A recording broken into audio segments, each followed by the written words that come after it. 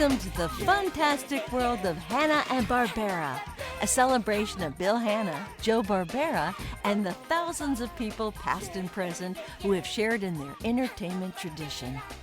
Here we go! And now your host, Greg Ehrbar. Thank you, Chris Anthony. Welcome to the fantastic world of Hanna and Barbera. I'm Greg Ehrbar, author of Hanna Barbera, The Recorded History from Modern Stone Age to Meddling Kids. On sale now. Please get a copy, and I think you'll like it a lot. But most importantly, we are here with the person whom Animation Magazine has named one of the 100 most important people in animation. And he's also worked for almost every major studio, independent studios. He is extremely much an advocate for the animator, which makes him a great guest for this show because we talk so much about the people of these studios. So without any further ado, I want to welcome Mr. Tom Sito. Hi, how you doing, Greg? And Tom, first of all, tell us specifically what your position is at USC. Okay. So I'm a professor of animation and animation history at the University of Southern California. And at USC, in the Center of Cinematic Studies, where you teach, I want to point out, because I put a picture of this in the book, there is a huge wall filled with various donors to the building of this edifice, which I believe George Lucas helped design. Yeah. And one of those contributors on a great big old plaque is Hanna Barbera Productions. So there's still a presence there. But welcome to our program, and just like to start with, as we often start, did you always want to draw pictures? And I know you're a Brooklyn kid, just like Joe Barbera. How do you go from that to what you do? Yeah, I was born and raised in Brooklyn. I was the son of a fireman. And I liked drawing pictures when I was a kid. And for any kind of like boomer being raised in the 50s, the family always had the Sunday newspapers with the Sunday funnies. So I would look at the Sunday funnies and I'd try and copy them. And, I thought that'd be great. And then when I got to school, I found out that the class artist doesn't get beat up as much. So it's good to draw. And so I started drawing. And then I was lucky enough to get into a vocational school that specified the arts called the High School of Art and Design. It's the same school that Ralph Bakshi and Keith Haring and a number of other well-known people, went to in Manhattan. And that kind of broadened my horizons. And one of the instructors there showed me how to make my cartoons move. And I said, wow, this is great. This is a lot of fun. And then I found out you can make a living doing this. There was a group called the Sito, which is the International Animation Society that started in the 60s. And they would have a meeting once a month, and everybody would get together, like all the New York artists would all get together and go, you got a job? No. You working? No. And then we moved to California. The business in animation is very, very different in New York. And also the voice actors, some of the greats there, are not as much household names as they are in Los Angeles. And there are some great people out there and great animators. Oh, yeah, that's true. There's some excellent people. And there was people that moved back and forth, like the great Disney animator Bill Teitler, who did The Devil on Bald Mountain and all, and Grumpy and Snow White. At a certain point, he relocated back east, I think after World War II, and was working for Paul Terry and for Paramount. But then also he came out, I think at the very end of his life in the 1960s, he was doing some work at Hanna Barbera. I had a colleague at Filmation who, when he was young, was a runner. He used to drive Teitler from home to the studio at H&B. I don't remember exactly what shows he worked on, but he was sort of in ill health, like he had had a stroke or two and all, and he'd be a little out of it. But just the fact that he was still working there was just fantastic. Hanna Barbera in the 70s especially became sort of a lifeboat for a lot of Golden Age generation animators. Bill and Joe were very loyal to the people that, had built the industry and would give work to some artists that were like down on their luck or frail or something. There was an animator named Hicks Loki, and Hicks was a lead animator on Fantasia on Dance of the Hours. Like the alligator and the hippo dancing together and all. Mm-hmm. Hicks did a lot of beautiful sequences on that. But he had retired by the 70s. But then I guess like a member of his family, I think his granddaughter or something, was born with an eye problem and needed like serious surgery, serious medical attention. And also Hicks came out of retirement, and Bill and Joe gave him work. He would work out of his house and all. And I remember like I'd accompany this other assistant And we would drive out to Hicks's house, and this ancient little man, he looked like a little Apple doll or something, he would walk out, with his hands full of animation scenes. And he's like, I got this thing here. It's Godzilla versus the smog monster or kelp monster or some, I don't know. Oh yeah, Godzilla, Hour of Power, with the fabled Jana of the Jungle. Yeah. Yeah. The voice of Godzilla was Ted Cassidy, who was like Lurch from the Addams Family. I met him once in the parking lot of H&B. And it's funny, because like I'm 6 foot even. And I was talking with a friend who was 6'2". And when Ted walked past us, we were all looking up at him like, wow, that's a really big guy. But a very sweet man. He was very, very nice personality. Yeah, what a voice. Frankenstein Jr. and on the Huckleberry Finn show, he was, and he was the giant in Jack and the Beanstalk. And he could do comedy too. He wasn't always a villain. He could be comedian. Yeah. Although like in Godzilla, he mostly roared. He just goes, like that. Like. A lot of fans would love to see that again, but like some of these series, because there are other entities involved, it's complicated.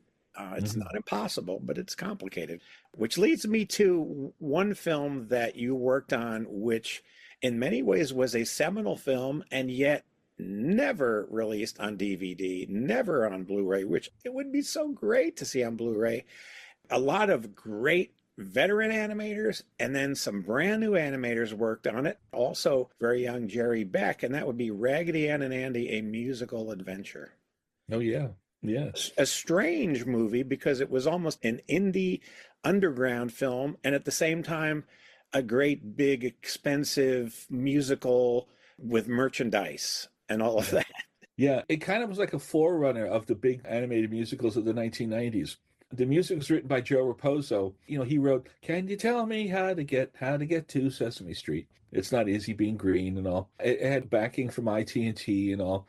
And what was fascinating was you really saw on that film a changing of generations because there was a big generational gap that occurred in the late 50s and 60s, not only in animation, but in live action as well, because Steven Spielberg talked about his first job directing episodes of Night Gallery. He says, everybody on my crew is in their 60s. And he's like 26 or whatever, And it was the same thing on Raggedy Ann. It was like all the assistants and in-betweeners were in their like teens and 20s, and all the animators were in their 60s. And there was nobody in the middle. That's because if you were trying to get into the entertainment or film in the early 60s, people would tell you, don't bother, it's dying. Everything's dying, forget it, A waste of time. I wonder how many genres and platforms have been declared dead that are still with us. Yeah. I mean, that's kind of going on right now with AI and everything. Everybody's saying, oh, the whole film business is going to collapse. Everything's going to die, I have a book in my collection written by a Hollywood agent called The Decline and Fall of Hollywood and how it collapsed. And it's written in 1964. We're all still here. Yeah. My thing I would say is stop motion. Because after Jurassic Park in 1994, everybody thought that's the end of stop motion. Everything's going to be digital from now on. Even Ray Harryhausen was kind of depressed. He was like, I don't know if there's any future. But nowadays, there's more stop motion being done than in 1950. It's amazing. And Leica's always doing stuff. Leica's stuff, they had a display a few years back, and those sets are works of art loaded with detail. It was like fine museum pieces. Yeah. But it doesn't necessarily matter what the medium is. What matters is how it touches you and how it just captures an audience. That's true. Yeah. And just to get back to H&B a little bit, since we're talking about these classic films, what was wonderful about working at H&B, I started there like around 1978, and also worked a bit in the 80s. Well, first of all, it was huge. It was like 3,000 employees or whatever. It was very large. And just walking down the hallway was like animation history. I'd look at one cubicle, and there's Dave Tendler, an animator who worked for Max Fleischer. He did Betty Boops and Popeyes, and then there was Cosmo Ancelotti, who was assistant director to Ralph Bakshi on Fritz the Cat. And then there's Nick Nichols, who's a Disney animator director of shorts. Just all these people. And of course, the MGM people like Mike Law, Ray Patterson, Ed Barge and all, they were all there. Jack Ozark was another Fleischer animator. you just met all these people walking around, and they all had wonderful stories. I remember up the block from Hanna-Barbera, there was a little market called the Oak Crest Market. I've been there for many, many years. And some of the elderly guys, during their afternoon break, like around 2 o'clock or something, would stroll up to the market to get a pint of bourbon for their desk for their late afternoon shot or something. And I remember that Mr. Barbera got in contact with the manager and told me, says, don't charge them, just keep the tab. Send it to me at the end of the month and I'll pay it. These guys were incredibly, you said, loyal. Yeah. You mentioned this a little while ago. By the way, folks, if you friend Tom Sito and follow him, because he, beyond animation, has an extraordinary grasp of history. And you get daily, sometimes more than daily, pieces of entertainment and animation history, but also world history. And it's told in such an easy to swallow way. It's quite a delightful thing, and you look forward to that. One of them said that at one point, I think when you were there, Hanna-Barbera, as far as artists, had about 1,400, not only the biggest company, but the biggest employer probably in history in the industry. Yeah. They were very large. At their peak, around 1979, they were doing 12 series, plus commercials, plus the feature. I think they had started a Heidi's song. Yes. Like right around that time. The place was just bursting at the seams. And they had satellite studios in Australia and in Spain, Taiwan, and all these places. You know, one of the things about the old folks we were talking about on Godzilla and everything, as well as Super Friends, I got to assist this fellow named Ken Muse. Oh. Kenny Muse was one of the Tom and Jerry animators going back to the 40s. You know, when you see Gene Kelly dancing with Jerry the Mouse in Anchors Away, a lot of that's Ken Muse. He did a lot of that work on that stuff. Brilliant animator, absolutely brilliant.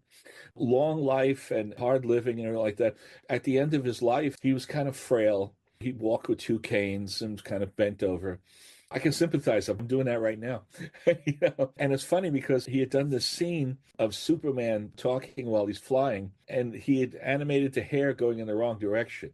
Like the hair was going forward as though Superman was flying backwards instead of, being blown by the wind. So I brought it over to Kenny and to kind of show him. I said, this little correction needs to be here. And Kenny was just follow the roughs. Just follow the roughs. I'm like, okay. So I went over to my supervisor of cleanup, who was a fellow named Jay Sawbury, and I explained to him the problem. And Jake took a pencil and started reanimating. And I said, why doesn't Kenny retire? He's obviously struggling. And Jay suddenly stood up like Thumper being upbraided by his mother. And Jay said, Mr. Barbera says Kenny is one of the men who made this studio. So as long as Kenny wants to work, Kenny can work. And with ageism being an issue, that is an extraordinary thing. Friz Freeling came back. They worked with him way back in the Harmon and Ising days on Cats and Jammer Kids, which he couldn't stand working on. And then when Warner folded, he came over and did some work on the first Yogi Bear feature. And whatever people needed, it's like, hey, come back. We got a lot of work to do. We know you're good. And it was a funny anecdote. A friend told me that he ran into Tex Avery, pulling in the parking lot, because Tex was working there at the very end. And he had worked with Tex at the Patty Frailing. And he saw Tex pulling into the parking lot. And he said, Tex, what are you doing here? At H&B. And Tex rolled the window down and said, hey, don't you know this is where all the elephants come to die? One way to look at it, but it's also where the legends to keep working, because Lord knows when you get up there, you got a lot of prescriptions to fill. You got a lot of doctor visits, and you really need to got to get part-time jobs, got to get out there working. It doesn't end for a lot of people. And the great thing about it too, on the plus side, is these guys had men and women, actually. So there's a lot of amazing women doing stuff too, like Helen Komar and Mabel Gesner and things. I learned a lot from them. The amazing thing is when you look, especially at the early 60s Hanna-Barbera stuff, the people animating had done full animation. They had done beautiful, high-quality animation. So when they had to go to limited, they knew exactly where to shortcut so that you weren't conscious of that this is just a trick to save money. They knew exactly how to style the thing so that it seemed obvious. And there's a lot of beautiful, working with those early designs, like Ed Benedict designs of Yogi Bear and Boo Boo and all this stuff. They're just fun to draw. You pick it up in like 15 minutes and you can animate it full, you can animate it limited, you can hold a drawing. They always look good. And that's not an accident. There's a lot of experience and intelligence went into their design. One of the things I notice about Tom and Jerry's and studying even more on Hanna-Barbera than I had all my life was when you look at those Tom and Jerry's, you see what Bill and Joe both. Joe would board it and then Bill would had this timing. And there are held cells there, especially with Tom. Mhm. So they knew sometimes less is more. Yeah. They knew how to really make it work, even when they had the luxury of big budgets. And in prime time, those shows were still more expensive than live action shows. So their first group of programs, through like 66, I like to look at those as the TV equivalent of the five gems of Disney, Snow White, Pinocchio, Fantasia, Dumbo, and Bambi, because even though there was great stuff after and also low budget stuff, those really were the foundations of work. And they are still marvels to, I mean, Johnny Quest occasionally Yeah. raced at a karate move, and it was full. Yeah. Sometimes it happens, sometimes it doesn't. But when people in live action speak to each other, and Hanna-Barbera stuff is verbal, they don't necessarily move their heads a whole lot either. I mean, they don't necessarily just nod back and forth like Yogi might do, but it's television, and in television that worked. Yeah. And they were designing for a small screen. They weren't designing for a large screen. And also the resolution on a lot of TV sets wasn't as good as it is now with digital and all. So they took that into account in terms of the grayscale. They knew like the majority of the TVs were still black and white. So they had to design for that simply. And just like one of my favorite examples I love to use is there was a Yogi Bear once where Yogi and Boo Boo were being chased by this dog, and Don Messick did the voice. And when the dog barked, he didn't bark. He went, yelp, yelp. Yeah. Silly thing. So he's chasing them through a park and he's going, yelp, yelp, yelp, like this. And they run into a cave. And when the dog follows them into the cave, Yogi and Boo Boo have dressed up as Mary Poppins and a baby in a perambulator. So she's sitting there with her umbrella and the baby's there. And the dog just kind of sticks his head in and goes, yelp, yelp, yelp, yelp. And then they cut to a close-up of Yogi, and Yogi says, stop that racket. Don't you see there's a baby here? And then they cut back to the dog, and it's just the eyes. The dog looks up, the dog looks at the baby, and then the dog goes, yelp, yelp, yelp. That's so damn funny, and it's so simple. Yeah, there's a moment in Pebble's birth episode where Fred wraps up Dino in the blankets and thinks it's Wilma and takes Dino to the hospital.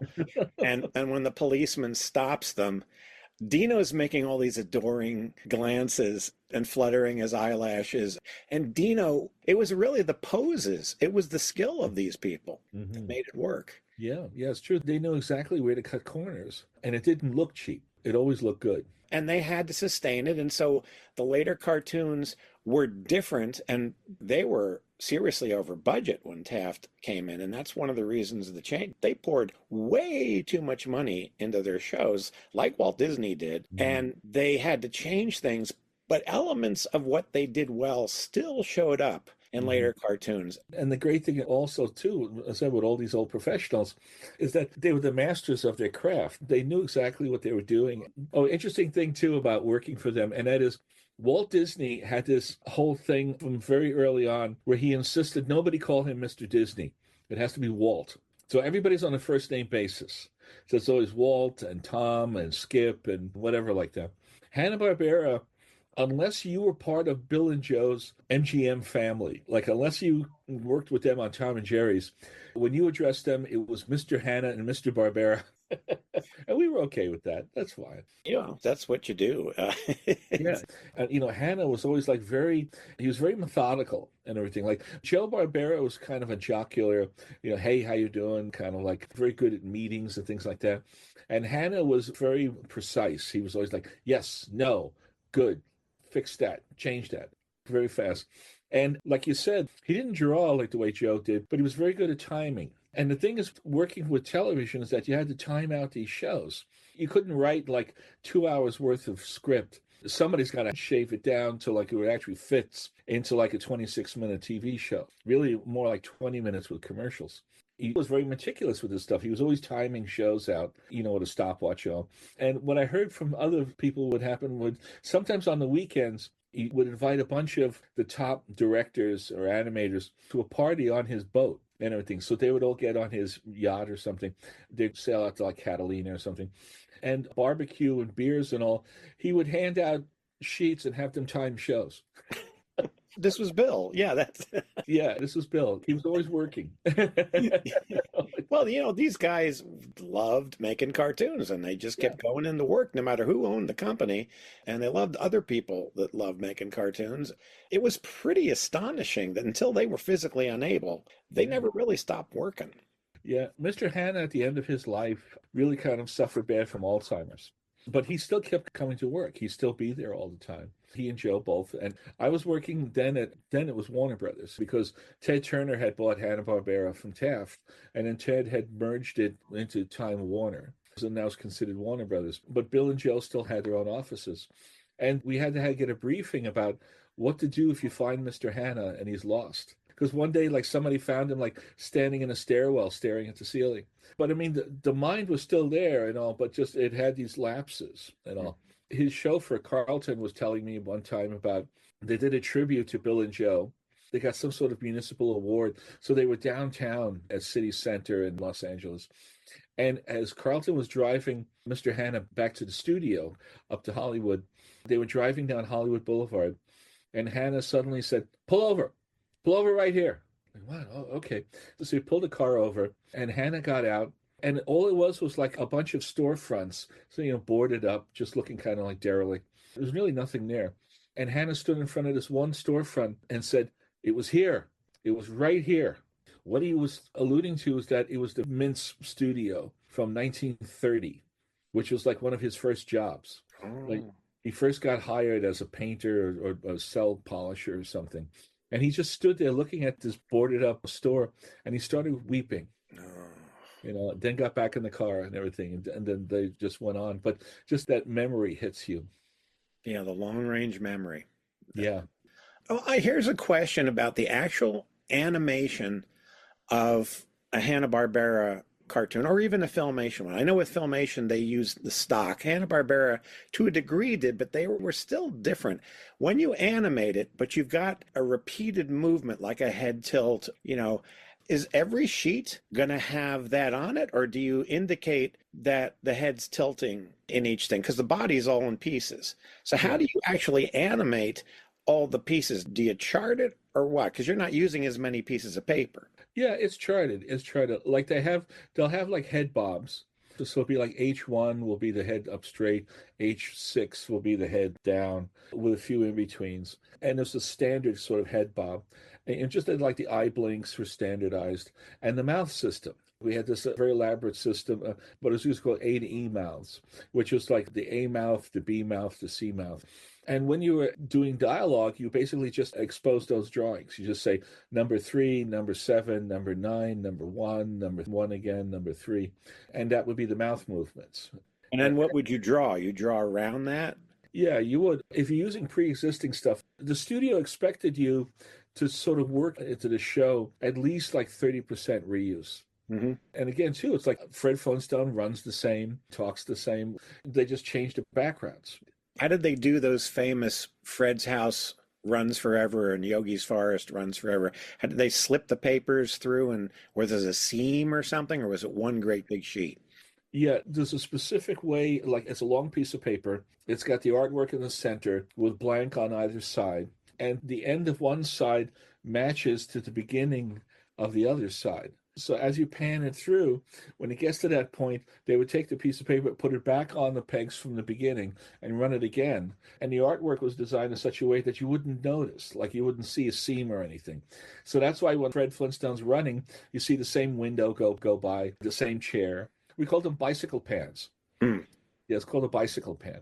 Oh, so that's how it's, because it's like I keep looking for the seam or some sort of a break, and you can never see it. Because the beginning and the end is identical. Oh, yeah, that's all very carefully planned out.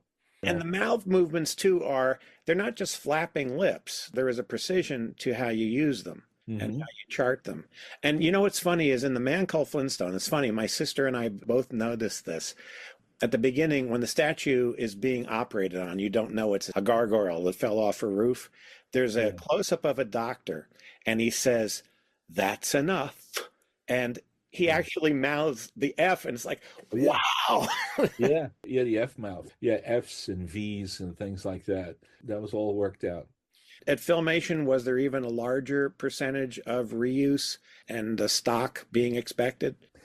Yeah, I think so. I think it was about the same. When we were doing the He-Man show, and He-Man had a lot of physical action, characters fighting and things like that.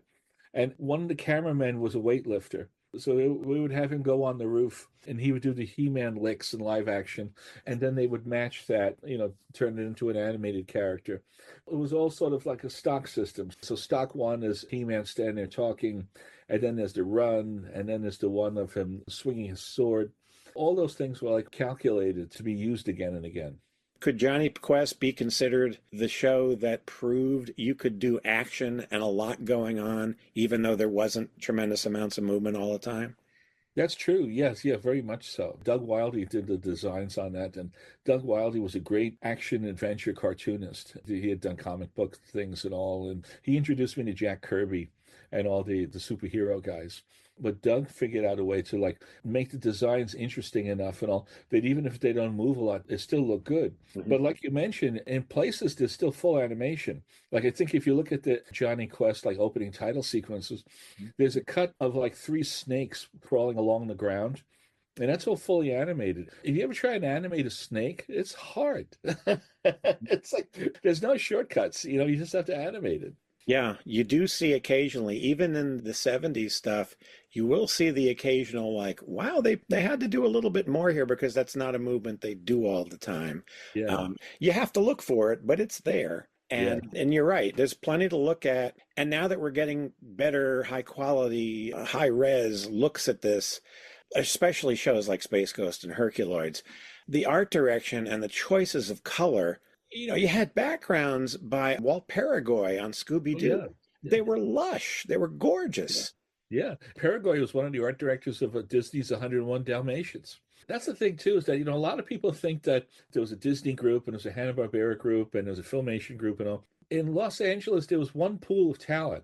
There was like a lot of artists, and sometimes they'd go from studio to studio. They'd move around and all. And the studios knew that. They stayed in regular communication. Like one friend of mine that was in the Disney training program. This is like in the late 70s. And he wanted to leave Disney's. He was going to quit and work someplace else. He gave his notice. He went back to his desk. He sat down. The phone rang. He picked up the phone, and it was the supervisor at Hanna-Barbera going, "Do you want a job?" He's like, "How did you know?"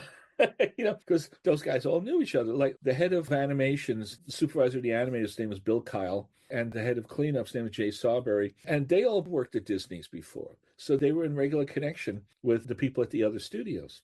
They knew that people could come in and hit the ground running because, especially at HB and Filmation, you had to produce the footage.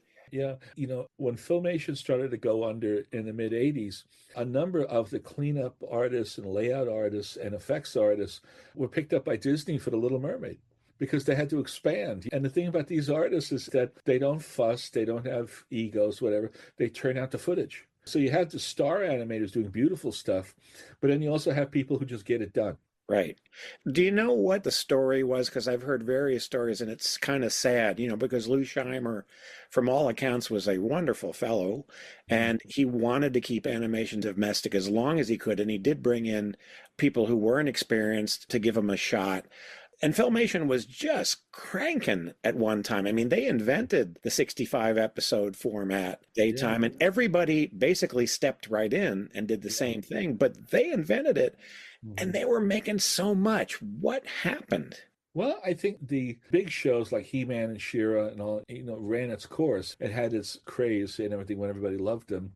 Lou tried to do some theatricals like Happily Ever After and some other things that didn't turn out that well. It was also that time period of the 1980s where you had what was called the vulture capitalists. Basically, what people would do is that an investment company would buy their way onto a board of directors. Like they'd buy up enough stock of your company so that they could become a part of that company. And if they could seize control of the company, they would basically strip it of its assets, bankrupt it, and then take the write-off in taxes. That happened in a lot of different companies. This is the time period also when Roy Disney was able to wrest control of the Disney company away from Ron Miller, his uncle's son-in-law, and take control. But Roy was experienced in a sort of 1980s type of business. What happened to Filmation was there was this company, well, L'Oreal Nestle's, and the European cable stations were becoming popular. The 24-hour news and 24-hour this, and they wanted animation product for their children's programs in Europe and all. And Filmation kept control of all their library. The Hanna-Barbera library and the Warner Brothers library and stuff had been leased out a long time ago. So that's what they were like all over the networks and all, and smaller stations. Disney kept control of theirs, and Filmation kept control of theirs. So getting control of Filmation was you got their library of like whatever it was, like 40, 60 years worth of cartoon shows. That's what they were really after, even more than the production company. Filmation had sold itself to Westinghouse. Mm-hmm. And is being run by Westinghouse. And basically the deal was worked out between Westinghouse and L'Oreal to basically like take control of Filmation. And they got in just after, I think President Carter had passed some sort of law about 60-day notice for planned closings, something like that. So they got in just in time so that they could shut down the studio before that law went into effect, because they really wanted the library of cartoons instead. And it was a shame. Yeah, I kind of saw it was happening a little bit. And I jumped to work on Who Framed Roger Rabbit in England at that point. And then friends called me up and said, Tom, you were right. The whole thing's going down. And it's like, I didn't know I was that right. I was like, I'll tell you a cute little Joe Barbera story, too, because we were telling some Hanna stories. The great movie star Jack Nicholson got his start as a gopher, an errand boy at MGM under Hanna Barbera around 1957. And you can see there's some caricatures of the crew. And there's a kid named Jackie. And of course, Jackie went on to become Jack Nicholson and became a top star and all. It was somewhere like in the early 90s, Hanna Barbera were getting a Lifetime Achievement Oscar. I was there that night, too. That was a big deal for them to be there and all. And Nicholson at that time was in his prime, and he was always sitting down front with his sunglasses on and his tuxedo and all, and sort of holding court and waiting for the evening to begin. Everybody's sitting down and all. And just as a joke, Joe Barbera walked up behind Jack Nicholson, like right behind his seat, leaned in his ear and said, "Hey, Jackie, go get me a Coke." and Nicholson turned around, looked at him, and that big smile came on, and he said, "Anything you say, Mr. Barbera." I love that. There's another parallel, too, in your career, having worked on one of the greatest scenes in motion pictures that those of us sitting in the theater, and I went back to Roger Rabbit over and over again, when all those characters are on the screen singing "Smile, Darn You Smile," I felt vindicated. I felt like they have all gathered. It changed the world. I mean, as far as our world. Mm-hmm. And there was a film that was astonishing with how it blended live action with animation. But you mentioned Gene Kelly and Jerry the Mouse and Ken Muse's work, and I assume that the optical printer that Ub Iwerks developed at that time, I can't confirm this, but I think that helped with the seamless technique. Patricia Ward Kelly, the widow of Gene Kelly, said that she was watching Roger Rabbit with Gene Kelly, and he said, "We did this." and when you compare the two sequences, 1945, and then what, 1988? 88. Yeah, 88. And there was some augmentation, electronic, computers. There were ways to blend it with practical mechanics and electronic. They didn't have that in 1945. And it's still beyond belief how he could, and it was because Gene Kelly was so good at precision dance. Right. He could swing Jerry around on his leg like that. Yeah. One thing people don't notice when you look at the scene with Jerry dancing with Gene Kelly and Anchors Away, it's a formica shiny floor. And Jerry is casting a shadow just like Gene is. So Gene's like natural shadow because of the lighting. Jerry's shadow had to be drawn in by an effects department who had to draw Jerry upside down dancing, like mashing his feet. And then that had to be meticulously painted and then blended in. The thing is that if it's perfect, you don't notice because it looks natural. So like when Jessica Rabbit runs down an alleyway in the dark and she's throwing off like three cast shadows, those shadows all had to be animated by hand and they all had to be perfect. And if it works, you don't notice. Mm-hmm. So it was that kind of precision to achieve that idea. Bob Zemeckis, the director, told us early on when we were starting the picture, he says, I'm not making some cereal commercial here. You got to believe the tunes and the human beings are in the same spot. They've got to touch each other. They got to mess each other's hair. They got to pull each other's clothes. We need contact and everything. It can't just be he's over here and he's over here. You suspend belief. And it worked. Actually, Roger was like one of the last films using the traditional optical process. We call it matte and roto. So it's like traveling mattes and compositing on the optical printer because digital was just coming into its own. Like it really wasn't really there yet. So when one of the weasels is holding a pistol, we couldn't create a digital pistol that looked real. So they would take a real pistol, put it on the end of a stick, and got somebody from Muppets to like hold it up. And then you had to match the character hand to hold the gun. The scene in Roger of the Ink and Paint Club, all the waiters and bartenders are tunes and as human beings, and that's where Jessica's singing. They built that entire club on a set 12 feet off the ground so that you could have people from Muppets underneath holding these wooden dowels, holding trays with drinks, checks, and all the kind of like physical stuff that you would have in a restaurant.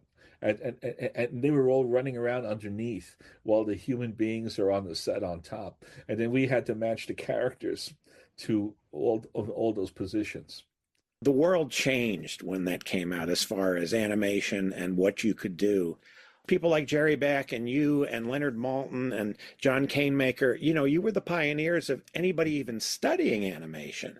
So here's the movie that like brings it all together, all these characters all at once. And Roger creating a character who belonged in the contemporary and in the classic. And all of us who were working on it and all loved the old characters. We were raised on those 1930s and 40s characters. And to get a chance to be able to do those was like the dream of a lifetime. It was so much fun to be able to animate Yosemite Sam, all those characters, and do them well, as full and as beautiful as possible. Coming out of the 1980s, you can't be violent. Characters can't hit each other. They can't do anything. The old Warner Brothers stuff where characters would give each other dynamite or hit each other with a mallet or something. You couldn't do that anymore. And then we got Roger, and Roger's like got all this insanity and crazy stuff. I remember reading the script, and I came in the next day to Bob Zemeckis and said, "This is really good. Like, are we going to do this for real?" And he almost looked a little offended. He's like, "Of course we are." Great. Like, I'm just, because I'm so used to projects where they say they're going to do something great, and then they like undercut it and homogenize it to when it's boring. But this, it stayed. All the dynamic action and all the stuff, and everybody loved it. It's a major historical moment. Your transition into teaching and working with young people, how do they view not only the respected classics, Looney Tunes and the Tom and Jerry's, do they also know about the television stuff? Or if they've never seen it, how do they react to it? I think it's a challenge to us as teachers to keep reintroducing this stuff to everybody because it fades from memory very quickly.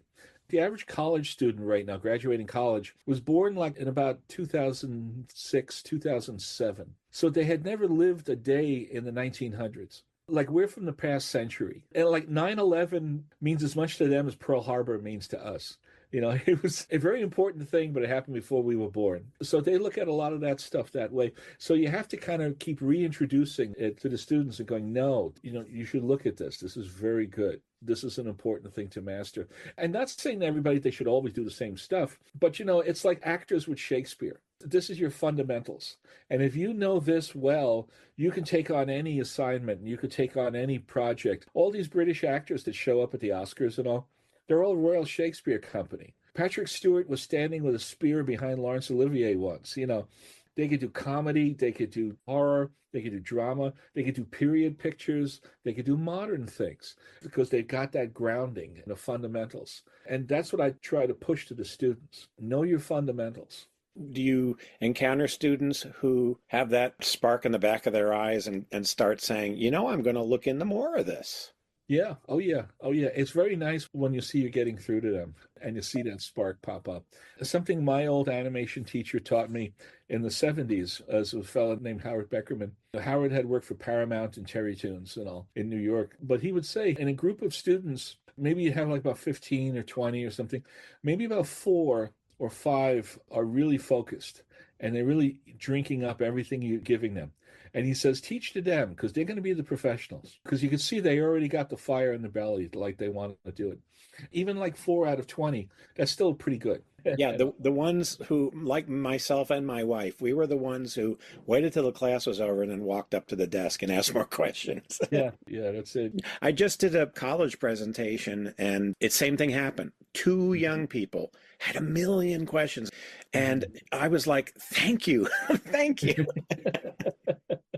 Yeah. There is hope. It won't go away. And there will always be those who either pick up on it. Because when we were kids, we saw old movies that were before our time and said, I got to watch more of these Busby Berkeleys. They're nuts. Yeah. And Hitchcock, they were all before, but wow. And people only knew the Walt Disney stuff as something that came to the theaters every 7 years. They didn't think about it was made in 1942 or something. Yeah, I would talk to students about the original Snow White. And I said, what's great about Snow White is that Walt Disney tried very hard so that the film wouldn't date. He didn't want pop illusions of the time or cliches or things like that were very popular at the time. So basically, it's a 1937 movie. Mm-hmm. So you can watch this movie from 1937 and enjoy it like today. And I said, how many 1937 movies do you go out of your way to see? Like, I really want to see The Life of Emile Zola, But you can look at Snow White. I mean, the Warner Brothers stuff went the other way, where it was like full of pop illusions. It's full of swing music and a lot of jokes about jitterbugging and things like that. And I'm constantly having to explain to students, okay, this is what a gas rationing card was, and this is what a blue plate special meant. My wife was going through some of her family artifacts, and we found an A card, and I was so excited. Wow. You know how it is with these A cards. Exactly. I said, when he was falling with the dog? Yeah.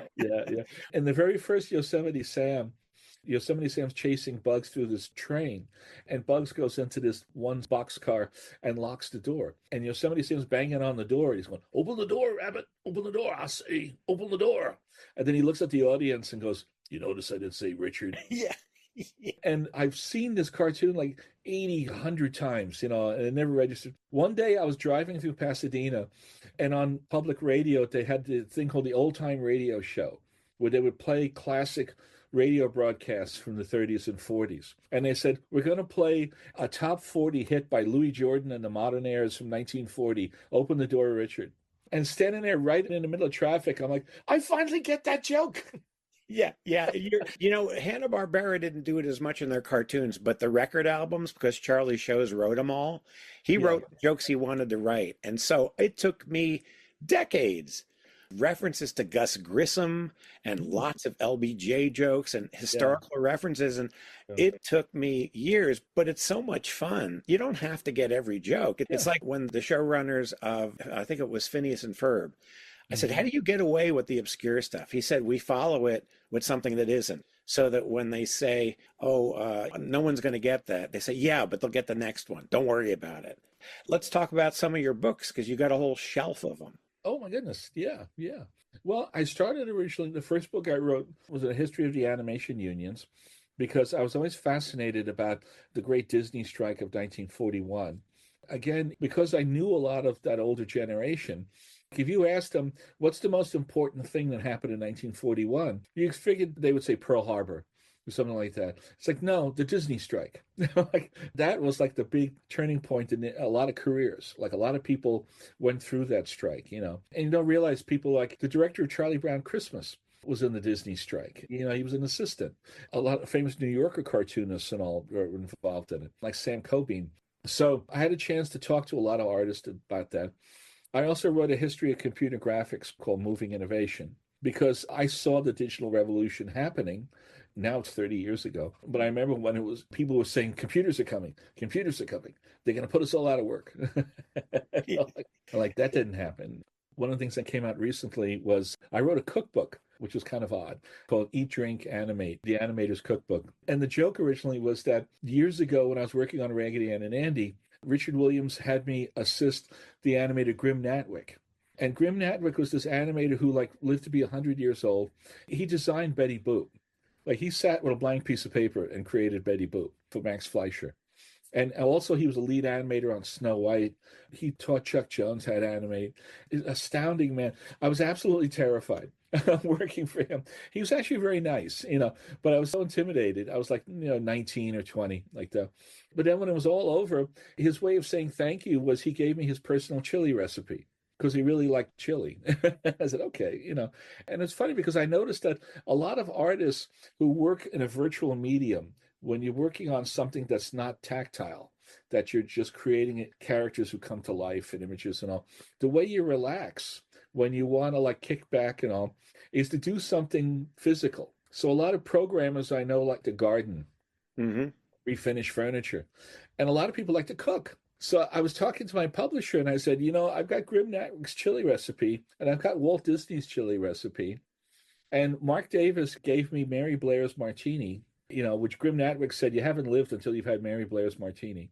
And then I have some friends at Ghibli in Tokyo who gave me Miyazaki's personal recipe for ramen noodles. Yeah. Wow. I said, apparently Miyazaki, when the staff was working late, they would all take turns cooking. And when it was his turn to cook, he had a favorite ramen recipe that he made. And it's funny because I started to ask people, and actually I have a recipe of Bill Hanna's. I talked to Bill's family, and they said, oh, yeah, Dad loved to cook this particular type of trout. So I got a Bill Hanna recipe. I got Frank Thomas from Chuck Jones. It's something that people didn't expect to be asked. It's do you have a favorite recipe? I know we could talk more, and I hope you can come back. Sure. And we'll just pick subjects and just go with it because you are so close to all of these great people, and you're doing such great work by sending more young people out into it. One of the silly story, a quick one, but Joe Barbera used to love to tell stories about Fred Quimby, who was the producer of the Tom and Jerry cartoons. In the early 50s, when the I Love Lucy show got started, everybody kind of knew in the 50s that this thing television is coming on and it's taking over, and people aren't going to movies anymore. They're staying home and they're watching television. Well, we got to figure out how to make animation for television, how to make it work. And Bill and Joe actually freelanced animating some station bumpers for the I Love Lucy show. They did very limited, the sort of caricatures of Lucy and Desi introducing the show. And Quimby was trying to talk to them, and he says, those station bumpers where they introduce of the I Love Lucy, that's what you should be doing. That. Oh, yeah. And inside Joe is going,